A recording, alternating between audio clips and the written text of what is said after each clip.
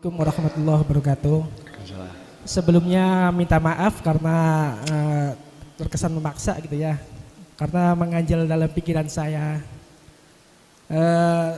Allah itu tidak berbentuk dan tidak menyerupai sesuatu. Iya. Dengan yang jadi pertanyaan, bolehkah kita dalam beribadah itu membayangkan sosok Allah atau membayangkan yang berbentuk gitu ya, biar lebih khusyuk atau seperti itu kiranya. Mungkin itu saja. Assalamualaikum warahmatullahi wabarakatuh.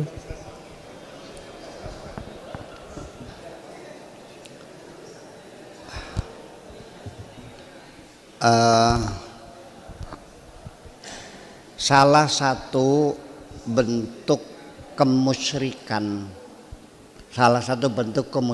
itu bukan hanya kita menyembah selain Allah, ya berhala gitu ya. Tapi kemusyrikan juga itu tajsidullah. Jadi musakhasat wa ja'alnahu minal musakhasin. Jadi berfisik, berbentuk, itu berarti kita juga memusyrikan. Karena kita begini, apa Anda harus membayangkan secara fisik sesuatu yang ada? Saya mau nanya, sholat ada enggak? Ada enggak sholat? Ada sholat kan? Ada. Kelihatan enggak? Kelihatan. Sholat kelihatan enggak?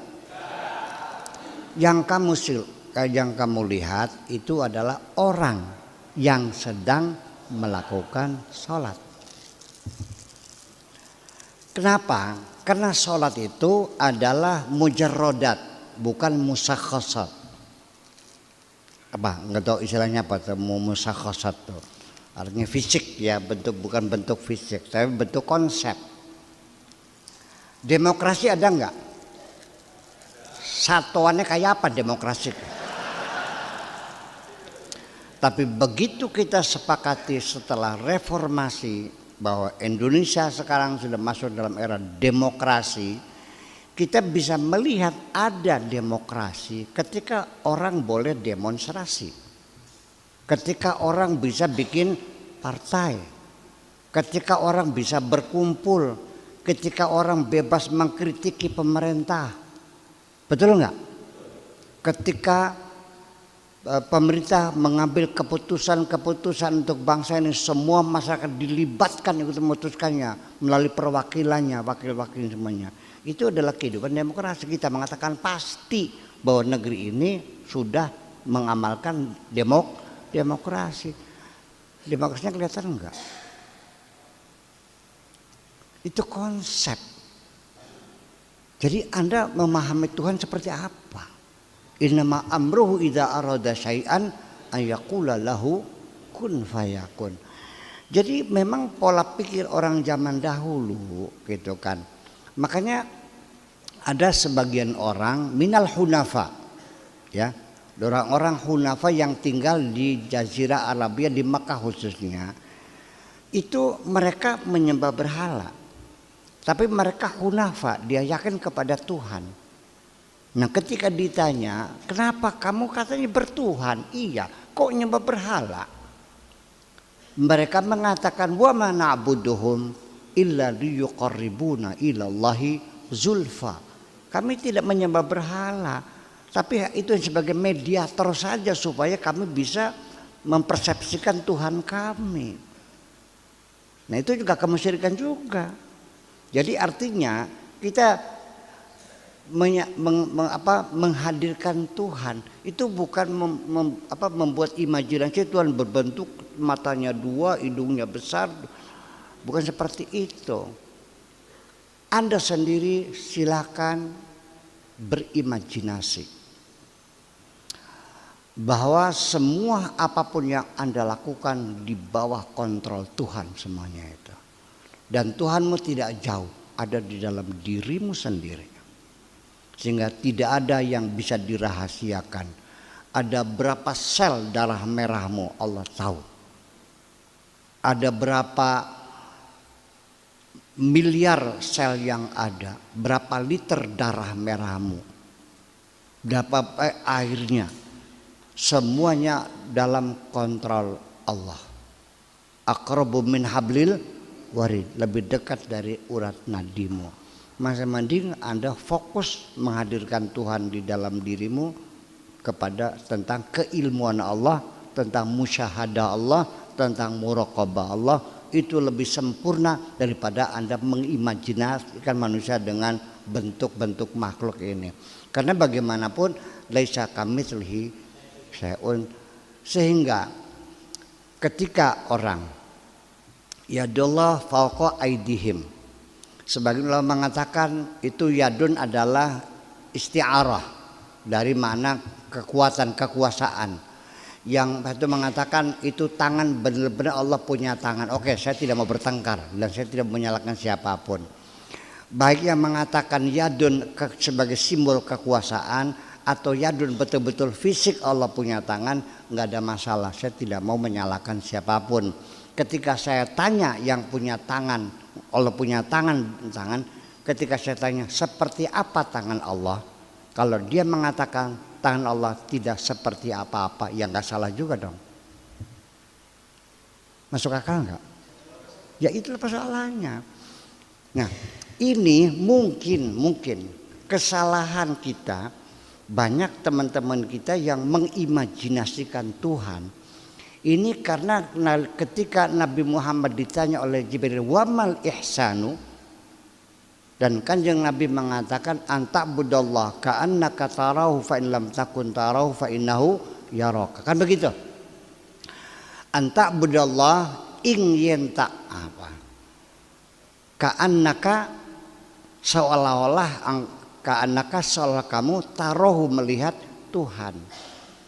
Fa in lam takun tarahu, andaikan engkau tidak melihat Tuhan, fa innahu yaraka, maka Tuhan melihat kamu. Ini hadis ini karena bahasa Indonesia diterjemahkan seolah-olah, mungkin itu yang memantik imajinasi kita, karena Tuhan dalam wilayah seolah-olah. Artinya Tuhan bisa diimajinasikan. Padahal ka'ana itu bukan seolah-olah. Ka'ana itu bukan litasbih di sini tapi litahqiq. Artinya benar-benar anta'budallah ka'annaka tarahu. Engkau ketika mengabdi kepada Tuhan dengan keyakinan yang kokoh di dalam dirimu, ya, benar-benar melihat Tuhan, bukan seolah-olah. Nah, itulah karena kurang vokabuleri, kurang pengetahuan yang luas tentang bahasa. Karena yang menerjemahkan itu bukan ahli bahasa, bukan sastrawan, sekedar tahu nahwu dan sorof saja. Benar saja nih mah, bahwa ka'anna itu bisa litasbih.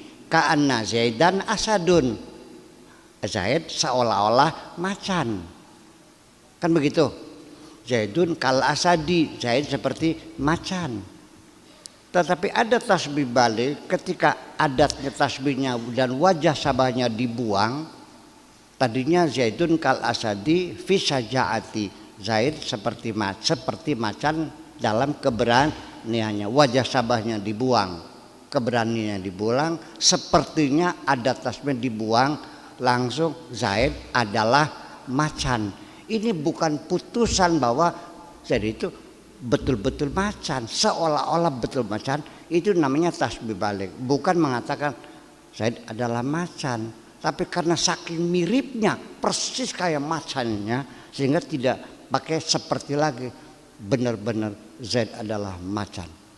Ada seorang orator yang gagah perkasa, bisa membakar semangat orang, membela kebenaran. Saya katakan Anda benar-benar macan. Itu nggak salah. Tapi jangan mengatakan bahwa kata Buya kamu macan. Ya kan? Nah, nanti musyabah bihinya dibuang. Ya. Salah torfet tasbih dibuang, itu bukan tasbih lagi, namanya isti'arah. Udah paham gini gimana nanti? Hadwu ahadi torfaihi, wajah sabah atau musyabah dibuang, wa utiya min lawazimihi. Bung Karno seperti macan dalam keberaniannya. Sekarang saya tidak menyebutkan seperti, tidak menyebutkan macan, tapi saya mendatangkan sifat kelaziman macan. Lalu saya mengatakan, saya kemarin melihat Bung Karno sedang meraung-raung di atas mimbar. Ini saya membangkitkan imajinasi dalam pikiran Anda bahwa Soekarno punya keberanian sehingga ketika dia berpidato itu membangun imajinasi persis seperti macan sedang meraung-raung. Itu yang saya inginkan. Paham makanya? Nah makanya kita sulit untuk memahami Al-Quran tanpa imajinasi semacam itu. Nyungkana kata roh seolah melihat. Berarti kan diimajinasikan begini nih. Nah makanya di sini ka'annaka itu seperti Nabi Sulaiman membawa arasnya Balqis. Di hadapan dia, ahada arsyuki, apakah ini arasmu? Qalat ka'annahu huwa. Itu bukan seolah-olah. Masa orang tidak kenal rumahnya?